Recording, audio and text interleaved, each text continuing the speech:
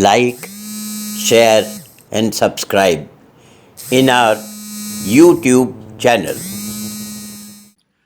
ଯଶୋଧାରା ମିଶ୍ର ଜଣେ ଦକ୍ଷ ଗପ କୁହାଳୀ। ସେ ସାଧାରଣ ଚରିତ୍ରର ଅସାଧାରଣ ସଚେତନତା। ଗୋଟିଏ ନୀତିଦିନିଆ ଘଟଣାକୁ ମନସ୍ତାତ୍ତ୍ୱିକ ସ୍ତରକୁ ନେଇଯାଇପାରିବେ। ଆଉ ଏପରି ମାନସିକ ଚିନ୍ତା, ଏକ ଦ୍ୱନ୍ଦ୍ୱ ଆଉ ଦ୍ୱୈଧା, କିନ୍ତୁ ଏସବୁ ସହଜ ସରଳ ଭାଷାରେ। ଆଜିର ଗପ ଶୋକ। ଦେଖନ୍ତୁ, ଶୁଣନ୍ତୁ, ମତାମତ ଦିଅନ୍ତୁ। Yashodhara Mishra is a prolific story writer or storyteller. Chooses her stories with such simple characters, but with a unique quality of observation. Such events which appear like a day-to-day event, but turns out to be unusual, and such emotions that takes away your breath. Yet short, simple sentences like Soko, the morning today. Watch it, listen, and give your comments. ଶୋକ ଗଳ୍ପଟି ଲେଖା ହେଲା ବେଳେ ମୋ ବୟସ ବୋଧେ ଥିଲା 26-27। ନିଶ୍ଚିତ ଭାବରେ ତାହା ଆମର ବ୍ୟକ୍ତିଗତ ଜୀବନ ଉପରେ ଆଧାରିତ ନୁହେଁ, କାରଣ ଗଳ୍ପର ନାୟକ ସୀତାନାଥ ବାବୁ ଜଣେ ପୁରୁଷ, ମଧ୍ୟବୟସ୍କ, ଆଉ ନିଜେ ଆଦ୍ୟ ଜୀବନ କଟାଇଥିବା ଗାଁ ମାଟିକୁ ଫେରି ଯାଉଛନ୍ତି ଅନେକ ଅନେକ ବର୍ଷ ପରେ।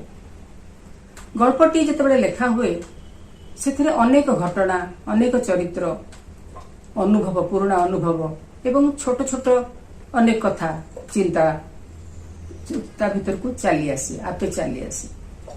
ଆଜି ମୋର ସୌଭାଗ୍ୟ ଯେ ଦୀର୍ଘ ଦିନ ପରେ ପ୍ରସିଦ୍ଧ ନାଟ୍ୟକାର ଶ୍ରୀ ଅନନ୍ତ ମହାପାତ୍ରଙ୍କ ହାତରେ ଗଳ୍ପଟି ପୁଣି ଥରେ ପୁନର୍ଜୀବନ ପାଇବାକୁ ଯାଉଛି। The story Shoka, Mourning, was written when I was barely 26-27, and it's clearly not based on my own life. The central character, Sitanath Babu, is a man, a middle-aged man, and he's going back to his village, his roots, where he had spent the first part of his life, a significant part of his life, in an extended family. When a story is written, many factors come into the story, like the characters one has met, incidents one goes through, and events that has taken place not related to the story, even experiences and thoughts prior to the writing of the story. I am very fortunate that a theatre person like Sri Ananta Mahapatra has taken up this story, and I hope it will get a new lease of life under his hands. Yashodhara ମିଶ୍ରଙ୍କର ଶୋକ।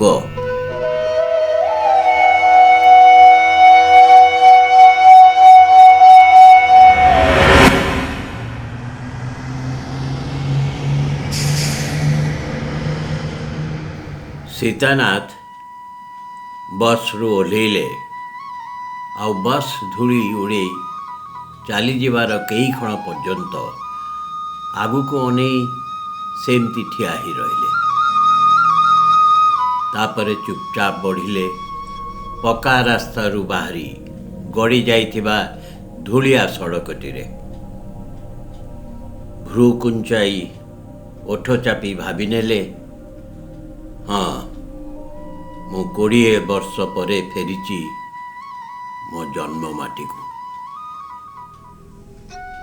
ଗତକାଲି ଦ୍ୱିପହରେ ସେ କକୈଙ୍କ ମରିଯିବାର ଖବର ପାଇଲେ ଓ କିଛି ସମୟ ଉଦାସ ହୋଇଯାଇଥିଲେ। ପ୍ରତିମାକୁ କହିଲେ, ଭାବୁଛି ଦିନକ ପାଇଁ ଗାଁକୁ ଯାଇ ଚାଲି ଆସିବି। ପ୍ରତିମା ଭାରି ମୁହଁରେ କହିଲେ, ଯାହା ଠିକ୍ ଭାବିବ। ସେ ଘରକୁ ପୁଣି ଯିବ? ସୀତାନାଥ ଭାବି ଚିନ୍ତି କହିଲେ, ନଗଲେ ଅସୁନ୍ଦର ହବ। ଆଉ ସେ ଘରେ ତ ଏବେ ବି ମୋର ଅଧିକାର ଅଛି। ପ୍ରତିମା, କଳି ତକରାର ଲାଗି ଘର ଛାଡ଼ି ଦେଇଥିଲି ସିନା, ଏବେ ରାଗ ଆଉ କାହା ଉପରେ? ସେଇ ଦୂର ଗଛ ଗହଳିରେ ଦୁଶୁଛି ଗାଁଟା। ଦିନ ସରି ସରି ଆସିଲା ବେଳକୁ ଖରା। ବାଟ ଚାଲିବାକୁ ସେମିତି ବାଧୁନାହିଁ। ଶୁଖିଲା ଧାନ ବିଲ ଭିତରେ କାଁ ଭାଁ ଆମ୍ବ ଗଛରେ ଆମ୍ବ କଷି ଲଦି ହେଇଛି। ଧୀର ପବନ ସତ୍ତ୍ୱେ ଝାଳ ଫିଟି ଆସୁଛି। ଚାଲିବାର କି ବସ୍ରେ ଯିବାର ଅଭ୍ୟାସ ନାହିଁ। କାର୍ରେ ଆସିଥିଲେ ଘଣ୍ଟାକରେ ପହଞ୍ଚି ଯାଇଥାନ୍ତି। ରାସ୍ତା କେମିତି ଅଛି ନ ଜାଣିଥିବାରୁ ସେ ସାହସ କଲେନି ଆସିବାକୁ।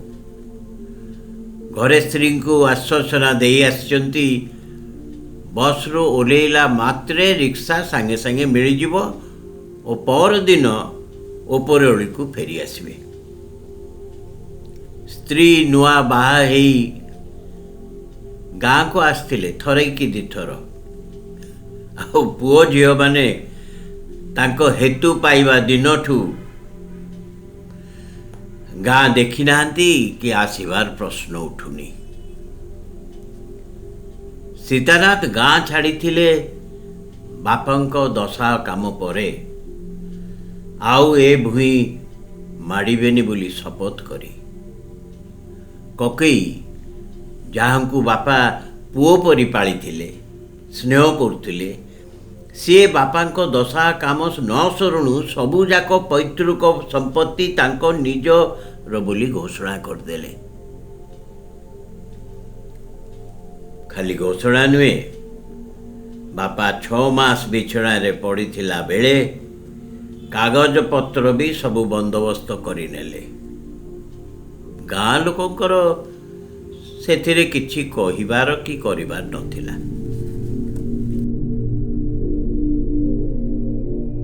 କକେଇଙ୍କର ଧପ୍ପା ବାଜି ସୀତାନାଥଙ୍କ ମନରେ ସବୁ ବିଶ୍ୱାସକୁ ଦୋହଳେଇ ଦେଇଥିଲା।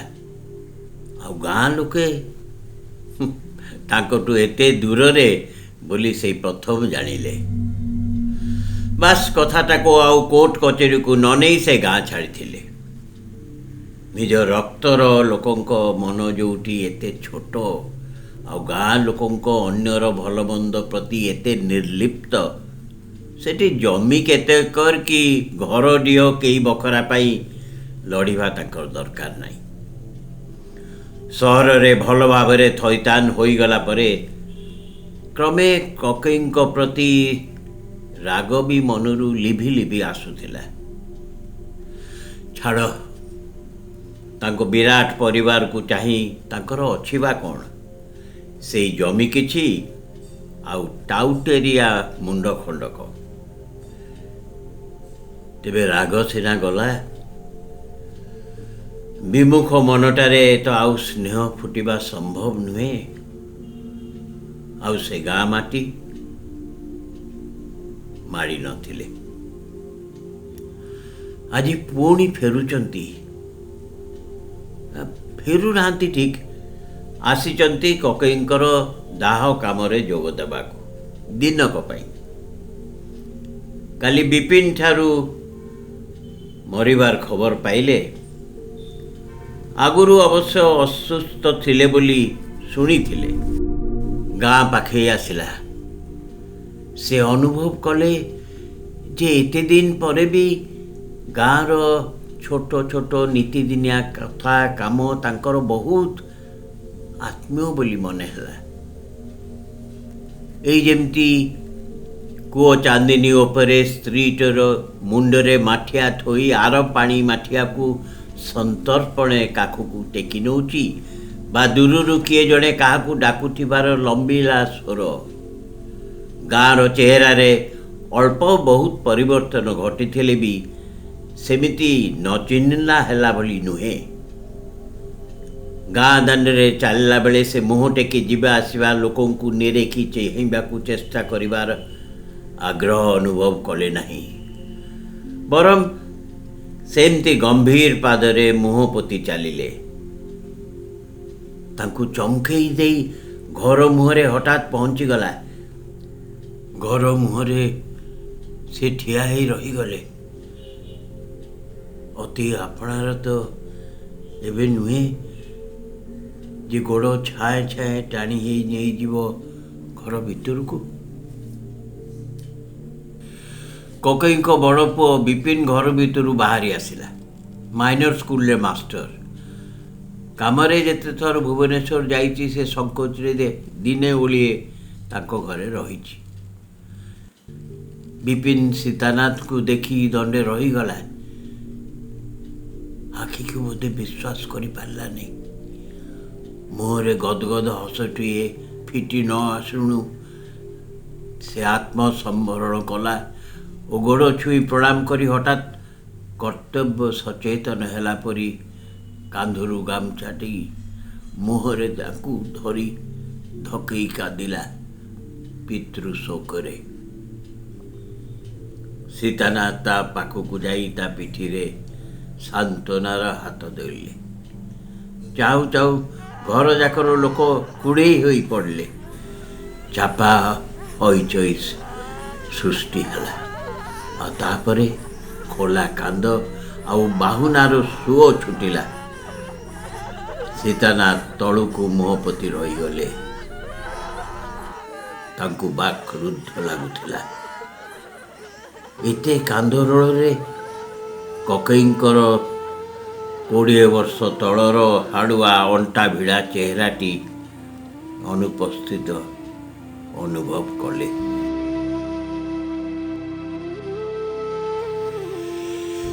ଏ ଭିତରେ ବିନୋଦ ଓ ବୃନ୍ଦାବନ ତାଙ୍କୁ କୁଣ୍ଢେଇ ଧରି କାନ୍ଦିଥିଲେ। ଆଉ ସୀତାନାଥ 20 ବର୍ଷ ତଳର ଏ ଘରେ ଅଭିନୀତ ହୋଇଥିବା ଠିକ୍ ଏହିପରି ଦୃଶ୍ୟମାନ ଜଳ ଜଳ ଅନୁଭବ କଲେ। ତେବେ ତାଙ୍କ ଦେହ ମୁହଁ ସାରା ଓଜନିଆ ଲାଗି ଦାନ୍ତ ଜାବ ପଡ଼ିଯାଇଛି। ତଣ୍ଟିରେ କୋହର ଗୁଳା ବା ଆଖିରୁ ପାଣି ଝରିବାର ସେ ଅନୁଭବ କଲେ ନାହିଁ। ଶୋକ ପର୍ଯ୍ୟାୟ ପରେ ସମସ୍ତେ ତାଙ୍କୁ ପାଛୋଟି ନେବା ବେଳେ ସେ ଭୂଇଁକି ଅନେଇ ଚାଲୁଥିଲେ ବି ତାଙ୍କର ମନେ ହେଲା ସମସ୍ତେ ଯେମିତି କଟମଟ କରି ତାଙ୍କ ଶୁଖିଲା ଆଖିକୁ ଦେଖୁଛନ୍ତି।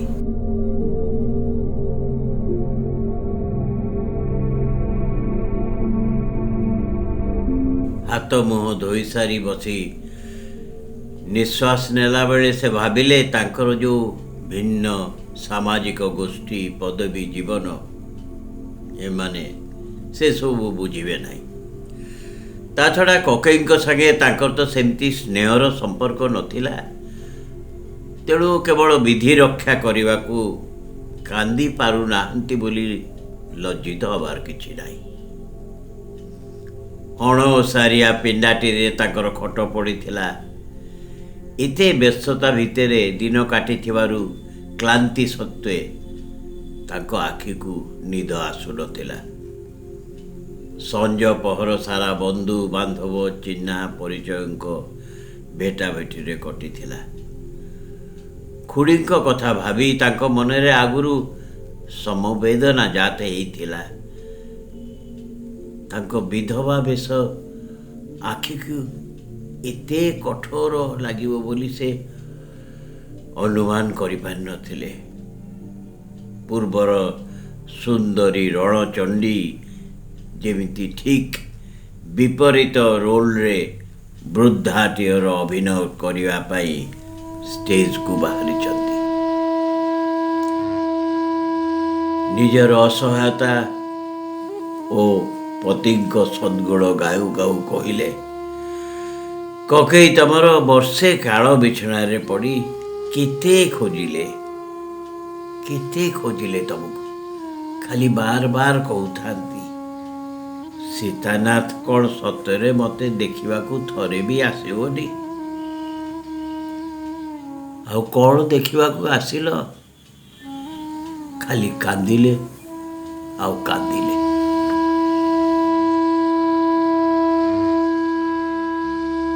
ଆଉ ଖୁଡ଼ିଙ୍କ ପରେ ସବୁଠୁ ବେଶୀ ଭାଙ୍ଗି ପଡ଼ିଛି ମିନି।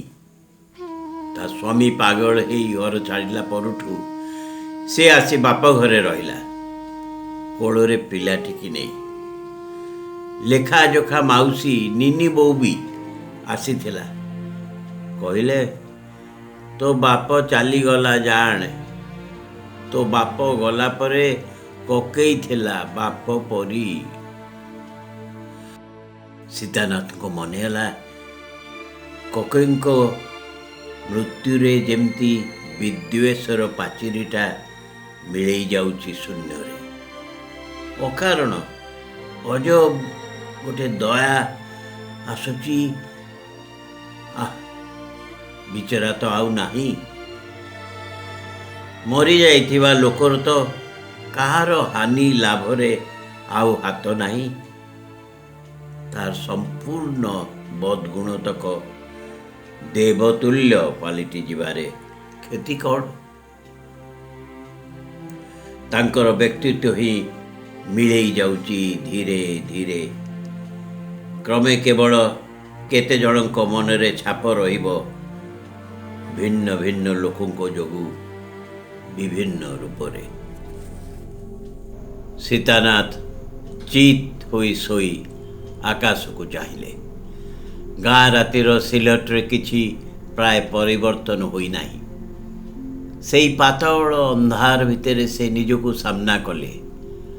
ଗାଁକୁ ଆସିବାକୁ ସ୍ଥିର କଲାବେଳେ ସେ ଯେମିତି ଅଦୃଶ୍ୟ ସାଞ୍ଜୁଟିଏ ପିନ୍ଧିଛନ୍ତି ତାଙ୍କ ଛାତି ଆଗରେ। କେହି ମୋତେ ଛୁଇଁ ପାରିବନି, ତମର ଭାବ ପ୍ରବଳତାର ଅସ୍ତ୍ର ବୁନରେ କହିଦେଉଛି। ନିଜ ବାପାଙ୍କ ମୃତ୍ୟୁ ବେଳକୁ ସଫଳତା ଓ ପ୍ରତିଷ୍ଠା ରାସ୍ତାରେ ତାଙ୍କର ନିଶ୍ଚିତ ପାଦ ପଡ଼ି ସାରିଥାଏ। ବୋଉ ଯାଇସାରିଥିଲେ ସେ କଲେଜ ପଢ଼ିବା ଦିନୁ। ବାପାଙ୍କ ସ୍ନେହ ତାଙ୍କ ବ୍ୟକ୍ତିଗତ ସମ୍ପର୍କରେ ପ୍ରକାଶ ପାଏ ଦୃଢ଼ ଶାସନ ରୂପରେ ଆଉ ତାଙ୍କର ଉଚ୍ଚ ଆକାଂକ୍ଷାରେ। ବାପା ବିଛଣା ଧରିଲା ବେଳକୁ ତାଙ୍କ ଶାସନ ଓ ଉଚ୍ଚ ଆକାଂକ୍ଷାର ପ୍ରୟୋଜନ ସରିଯାଇଥିଲା। ବାପାଙ୍କ ମୃତ୍ୟୁ ପରେ ତାଙ୍କର ସମ୍ପୂର୍ଣ୍ଣ ସ୍ୱାଧୀନ ଅବିଚଳିତ ନିଷ୍ପତ୍ତି ଥିଲା ଗାଁ ଛାଡ଼ିବାର। କକେଇଙ୍କ ମୃତ୍ୟୁ ସୀତାନାଥଙ୍କ ଜୀବନର ଗୋଟିଏ ଘଟଣା ବୋଲି ଧରାଯିବ କି ନାହିଁ ସେ ପ୍ରକୃତରେ କହିପାରିବେନି। ଆସିଲା ବେଳକୁ ସେ ଧରି ନେଇଥିଲେ ଯେ ତାଙ୍କର ଆସିବା ଉଚିତ। ତା ସାଙ୍ଗକୁ ହୁଏତ ଅନେକ ଦିନ ପୁରୁଣା ଗାଁଟା ଥରେ ଦେଖିଯିବାର ଯେଉଁ ପ୍ରବଳ ଇଚ୍ଛା ମନ ଭିତରେ ଶୋଇ ରହିଥିଲା, ସୁଯୋଗଟିଏ ପାଇ ତାକୁ ଛାଡ଼ିଯିବାକୁ ଇଚ୍ଛା ହେଲା ନାହିଁ। ଆହୁରି ବି ଅନେକ ଦିନ ତଳେ ସେ ନିଜକୁ ଯେପରି ଦେଖେଇବାକୁ ଚାହିଁଥିଲେ। ପୁଣି ସେଇ ପରିବେଶଟିରେ ନିଜକୁ ବାଞ୍ଛିତ ରୂପରେ ଗାଢ଼ କରି ଅନୁଭବ କରିବାକୁ ଚାହିଁଲେ। ଅବଶ୍ୟ ଏଠିକି ଆସି ସେ ଦେଖୁଛନ୍ତି ସମସ୍ତେ ତାଙ୍କ ସଫଳତା ଆଉ ଗୌରବକୁ ନିର୍ବିବାଦରେ ମାନି ନେଇଛନ୍ତି। ଚ୍ୟାଲେଞ୍ଜ ବା ପ୍ରତିଶୋଧ ଶବ୍ଦମାନ ଏଠି ଅସଙ୍ଗତ। ନିଦ ଲାଗି ଆସୁଥିବା ବେଳକୁ ସୀତାନାଥ ମନକୁ ଆସୁଥିଲା ମଣିଷ ସମ୍ପର୍କର କିଛି ଠିକଣା ନାହିଁ, କେତେବେଳେ କୋଉ ଆକାରରେ ଧରିବ।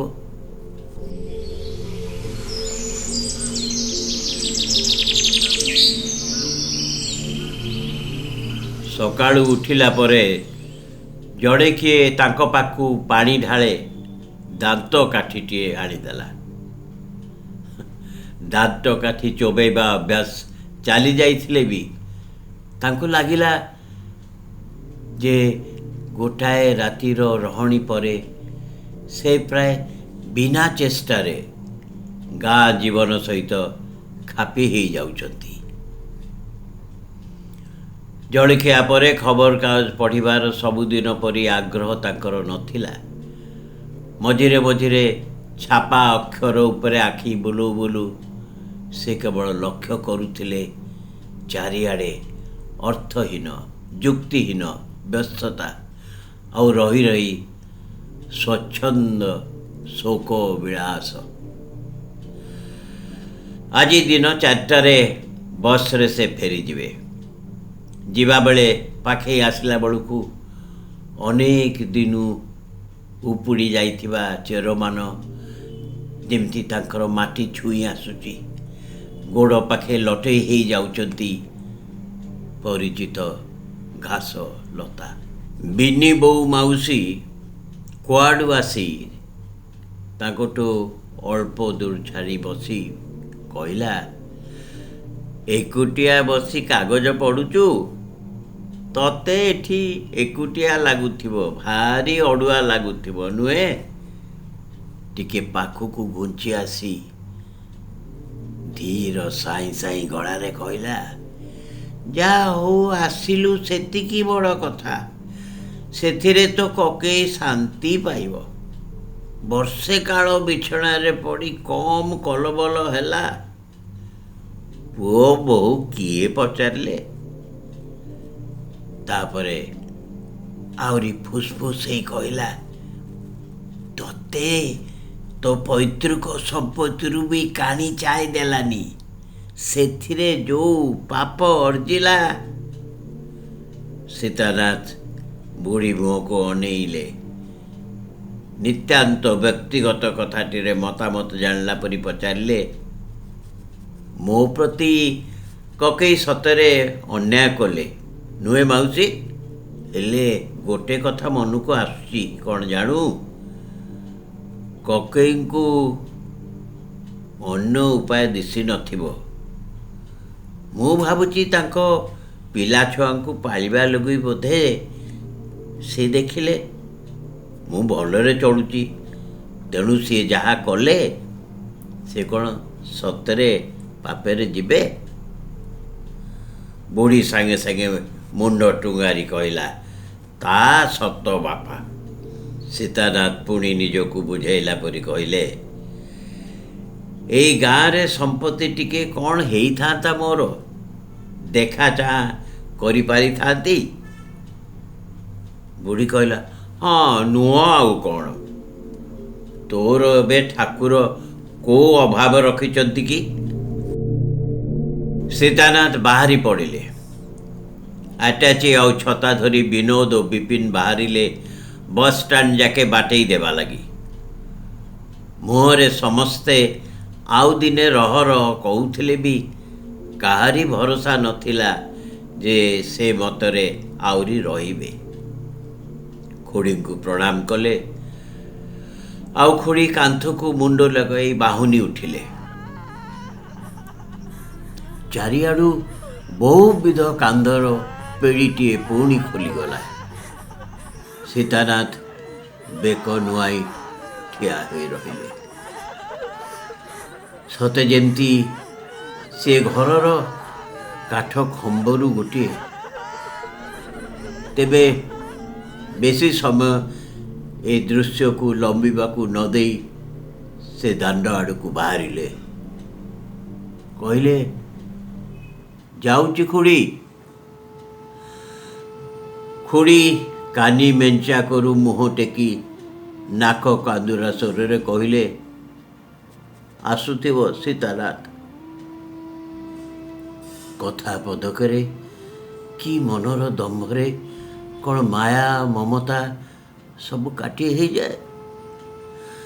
ସୀତାନାଥଙ୍କ ପାଖରେ ଏହାର କିଛି ଉତ୍ତର ନଥିଲା।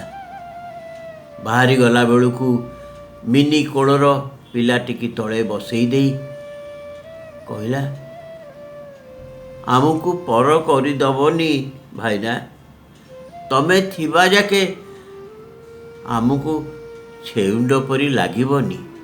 ଆଉ କକେଇଙ୍କ ସବା ସାନ ପୁଅ ନୂଆ ଗଳା ଭାଙ୍ଗି ଫଟା ସ୍ୱରରେ କହିଲା, ଆସିବ ଭାଇନା, ଗାଁକୁ ନିଶ୍ଚୟ ଆସିବ। ତା ଚେହେରାରେ ସୀତାନାଥଙ୍କୁ ଦିଶିଗଲା ଗତ ଥର କକେଇ ଅଣ୍ଟାରେ ଗାମୁଛା ଭିଡ଼ି ତଣ୍ଟି ଶିରା ଫୁଲେଇ ତାକୁ ଗାଁ ଦାଣ୍ଡକୁ ଆଙ୍ଗୁଠି ଦେଖେଇ କହିଥିଲେ, ଯା ବାହାରି ଯା, ଦେଖିବୁ ତୁ ମୋର କ'ଣ କରିବୁ। ସୀତାନାଥକୁ ଘେରି ରହିଥିଲେ ନୂଆ ପୁରୁଣା ମୁହଁ ଗୁଡ଼ିଏ। ବହୁ ଅନୁଭୂତିର ଶିଆର ପଡ଼ିଛି ସବୁରେ, ଅଥଚ କେଉଁ ଅଜ୍ଞାତ ଆଦେଶ ପାଇଲା ମାତ୍ରେ ଯେମିତି ଭାବ ଫୁଟି ଉଠୁଛି ସବୁରି ମୁହଁରେ। ସେ ଡାହାଣ ହାତଟି ପୁରୁଣା କାଠ ଖୁଣ୍ଟୁଟି ଉପରେ ଥାପି ଠିଆ ହୋଇଥିଲେ। ଆଉ ତାଙ୍କ ଦେହର ଓଜନ କିଛି ଖୁଣ୍ଟ ଉପରକୁ ଆଉଜି ଆସିଥିଲା। ବାହାରେ ଖରା ଝଲସୁଥିଲା। କପାଳରୁ ଝାଳ ପୋଛୁ ପୋଛୁ ପିଣ୍ଡା ଉପରେ ବସି ପଡ଼ି କହିଲେ, ପାଣି ଗିଲାସେ ଦେ ତ ମିନି। ପାଣି ଗିଲାସକୁ ନେଇ ଆସିଲା ବେଳକୁ ମିନି ଦେଖିଲା ସୀତାନାଥ କାନ୍ଦୁଛନ୍ତି। ଆଉ ସମସ୍ତଙ୍କ ଭିତରେ ଜଣେ ପରି କପାଳକୁ ହାତଟିଏ ଚାପି ଧରିଛି, ମୁଣ୍ଡ ବିନ୍ଧି ହେଉଥିଲା ପରି। ଆଉ ହାବୁକା ହାବୁକା କୋହରେ ଦୋହରି ଯାଉଛି ତାଙ୍କ ଦେହ। ଏଯାଏ ଦୂରତ୍ୱ ରଖିଥିବା ଶୋକ ସନ୍ତପ୍ତ ଆତ୍ମସ୍ୱଜନ ନିଶ ଆଡ଼େ ତାଙ୍କ ପାଖକୁ ଲାଗି ଆସୁଛନ୍ତି। ସୀତାନାଥ ତାଙ୍କ ମନର ଅନୁଶାସନ କାର୍ପଣ୍ୟ ସବୁ ଭୁଲି ଯାଇଥିଲେ। ଖାଲି କୋହ ଆଉ କୋହ। କାନ୍ଧା ଉପରେ ହାତ ପାପୁଲି ସହିତ କାହା ସ୍ୱର, ଉଠ ଭାଇନା, ଗାଡ଼ି ବେଳ ହେଇଯିବ। କିନ୍ତୁ ସୀତାନାଥ ପୋତି ହେଇଯାଉଥିଲେ।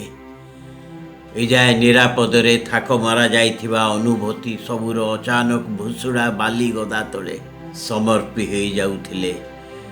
କେଉଁ ସ୍ରୋତର ଭଉଁରୀ ତଳେ, ଯେମିତି କିଛି ତାଙ୍କର ଅକ୍ତିଆରରେ ନଥିଲା।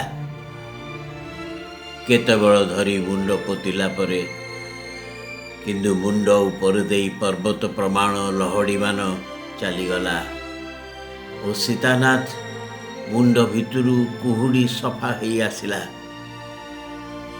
ସେ ଶାନ୍ତ ଭାବରେ ସ୍ୱୀକାର କଲେ, ଥର ବେଶ, ମୁଁ ମାନୁଛି ମୋର ଏଇ କୋହ, ଯାହା ସହିତ ମୁଁ ମିଛୁଟାରେ ଲଢ଼ୁଥିଲି, ତା ମୋର ଏଇ ଗାଁ ମାଟି ପାଇଁ, ମୋର ଅଣଲେଉଟା ପିଲାଦିନ ପାଇଁ, ଅଳ୍ପ ଦିନ ଆଗରୁ ସମସ୍ତଙ୍କୁ ମରଣ ପ୍ରତି ଚେତେଇ ଦେଇ ଯାଇଥିବା ବିଚରା ଲୋକଟି ପାଇଁ, ଆଉ ତା ଛଡ଼ା ମୋ ଅଣନିଶ୍ୱାସୀ ଏକୁଟିଆ ପଣ ପାଇଁ, ମୋ ପାଇଁ,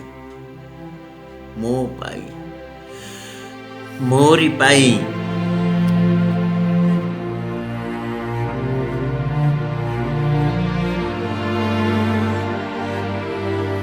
ସୀତାନାଥ ଉଠି ଠିଆ ହେଲେ। ରୁମାଲରେ ଆଖି ନାକ ପୋଛିଲେ। ବାହାରି ଯାଉ ଯାଉ ଫେରି ପଡ଼ି କାନ୍ଦ ଲିଭି ଆସିଥିବା ମୁହଁମାନଙ୍କୁ ଚାହିଁଲେ, କ'ଣ କହିବେ ବୋଲି। ପୁଣି ଗଳା ଖଙ୍କାରି କିଛି ନ କହି ଆଗକୁ ଗୋଡ଼ ବଢ଼ାଇଲେ। ଗାଁର ଧୂଳିଆ ସଡ଼କ ପଛରେ ଗୋଟିଏ ଘରର ଛାଞ୍ଚ ତିଆରି ଭଙ୍ଗା ଯୋଡ଼ା ସମ୍ପର୍କ ଭିତରୁ ବାହାରି ଆସିଲେ। କିଛି ସମୟ ପରେ ପୁଣି ଖଞ୍ଜି ହେଇଯିବ ଆଉ ଗୋଟିଏ ସମ୍ପର୍କର ନକ୍ସା ଭିତରେ। ଦୁଇ ଆଡ଼କୁ ଯୋଡ଼ିଛି ମଝିରେ ନାଲି ଧୂଳିଆ ସଡ଼କ।